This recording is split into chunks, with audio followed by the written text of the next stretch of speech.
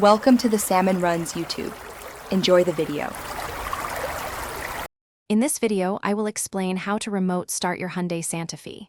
First, ensure your vehicle is securely locked and ready for remote activation. We will cover two primary methods, using your key fob and utilizing the BlueLink mobile application. Both options offer great convenience, allowing you to warm up or cool down your car before you even step inside. Let's get started with the key fob method. To remote start your Santa Fe using the key fob, first make sure all doors are closed and locked.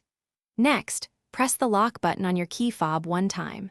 Within 4 seconds of pressing the lock button, press and hold the remote start button for at least 2 seconds. Your engine will then start and run for a duration of 10 minutes, providing ample time to prepare. For BlueLink app remote start, open the application on your smartphone and select your Santa Fe. Tap the remote start icon, which typically looks like an engine symbol. You can adjust climate control settings, such as temperature and defrost, before confirming. Finally, confirm your command and enter your BlueLink PIN if required, and your vehicle will start. Remember, never remote start your Santa Fe in an enclosed area like a garage due to exhaust fumes. The key fob remote start has a range of about 100 feet, so be within proximity.